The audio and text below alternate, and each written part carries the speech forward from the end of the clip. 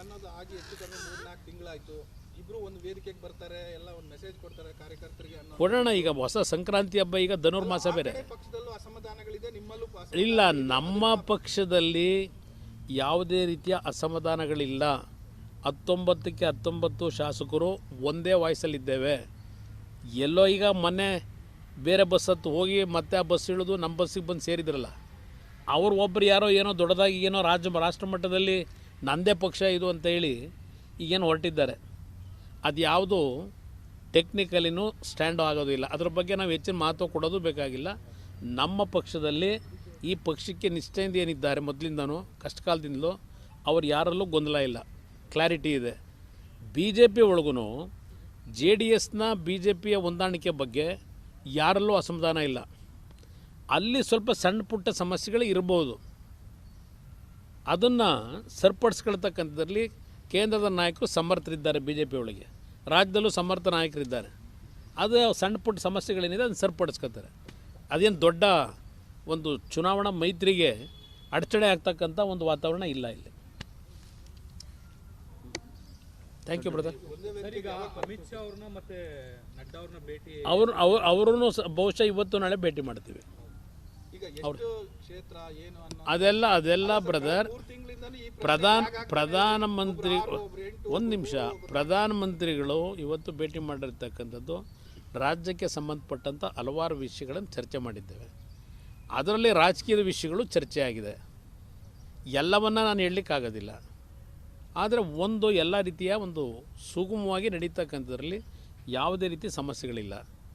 Seat ಹಂಚಿಕೆ ವಿಷಯದಲ್ಲಿ ಸದ್ಯದಲ್ಲೇ ತೀರ್ಮಾನ ಮಾಡ್ತೀವಿ.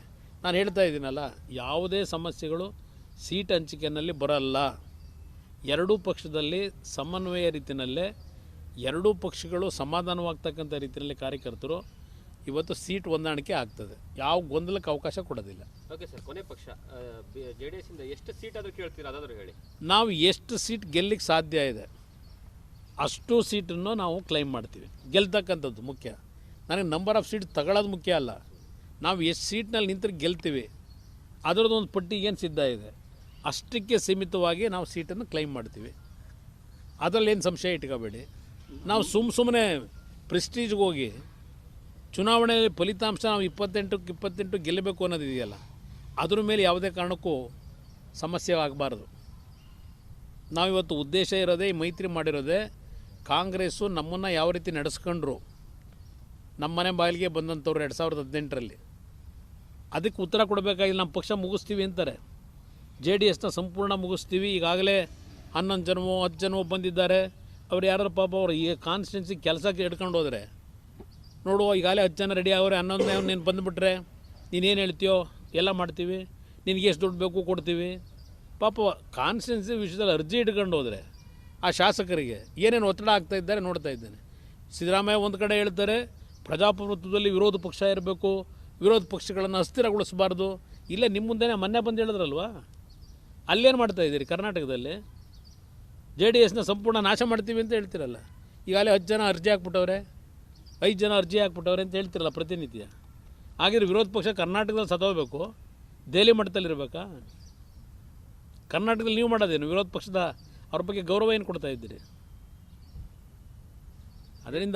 ಅದರಿಂದ ನಿಮ್ಮ ಹೇಳಿಕೆಗಳಿಗೂ ನಿಮ್ಮ ನಡವಳಿಕೆಗಳು ಏನಿದೆ, ನನಗೆ 18 ತಿಂಗಳು 2018-14 ತಿಂಗಳು ಸರ್ಕಾರ ನಡೆಸಬೇಕಾದ್ರೆ ಪಾಪ ಭಾಳ ದೊಡ್ಡ ಮಟ್ಟದಲ್ಲಿ ಗೌರವಯುತವಾಗಿ ನಾನು ನಡೆಸ್ಕೊಂಡು ನನ್ನ ರಕ್ಷಣೆ ಕೊಟ್ಟಿದ್ರಲ್ಲ, ಅದಕ್ಕೋಸ್ಕರಲೇ ಈ ಮೈತ್ರಿ ಮಾಡಿದ್ದೇವೆ. ಕರ್ನಾಟಕದಲ್ಲಿ ಈ ರೀತಿಯ ರಾಜಕಾರಣಕ್ಕೆ ಒಂದು ಅಂತಿಮ ತೆರೆ ಎಳಿಬೇಕಾಗಿದೆ ಈ ಕಾಂಗ್ರೆಸ್ನ ನಡವಳಿಕೆಗೆ.